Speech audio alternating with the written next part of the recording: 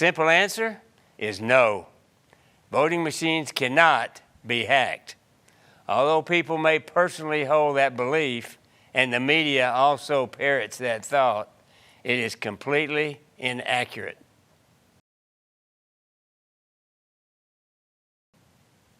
That's a complex answer, and it should be. To begin with, the Coordinator of Elections and Secretary of State must approve any voting machine systems that are allowed to be used in Tennessee.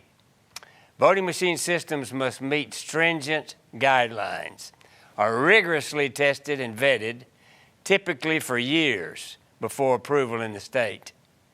Any proposed modifications are treated likewise. Voting machines are under surveillance 24/7.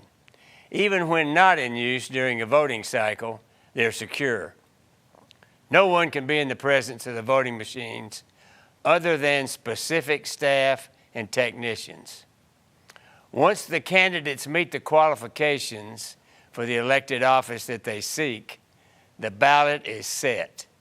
Before the programmers can proceed to program the voting machines, the State of Tennessee Division of Elections review the ballot for accuracy and then sign off on the ballot to ensure no one is added that shouldn't be on the ballot and that no one should be on the ballot is omitted.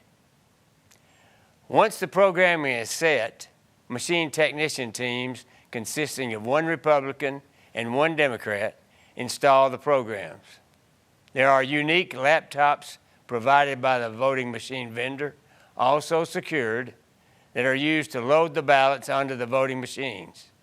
There are a series of laptop passwords, voting machine keys, and constant monitoring of the process.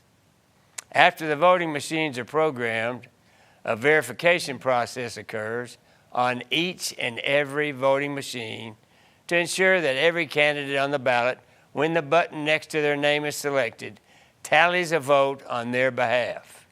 In other words, one button cannot be selected and the vote go to another candidate.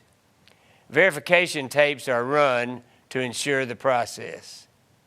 The voting machines are then zeroed out. This ensures there are no pre-existing votes for any candidate on the ballot on the voting machines prior to being placed in the polling locations. Zero tapes are run on each voting machine. These tapes are permanently kept on file. The voting machines are then sealed with numbered seals. The seal numbers are recorded. The election commissioners verify these numbers, sign a certification document, and verify there are zero votes on the voting machine by reviewing the tapes prepared when the program was installed. There is also a protective counter on the voting machine that is a random number. This number is also verified in order that no additional votes could be added to the voting machine during an election cycle.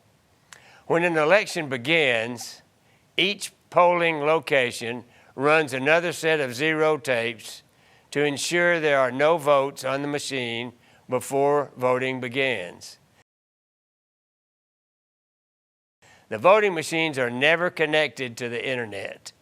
The voting machines are tallied at the end of the election cycle with a credit card type tally card, and a vendor technician tallies them with a tabulator that is specific to the software.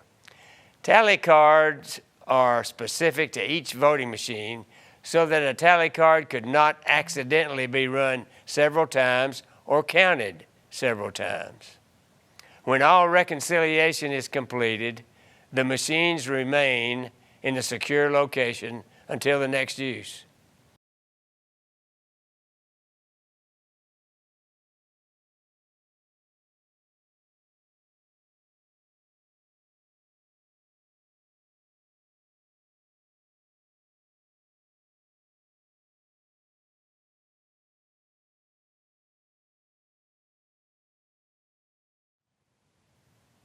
That's the end of this presentation. Thank you very much for your attention.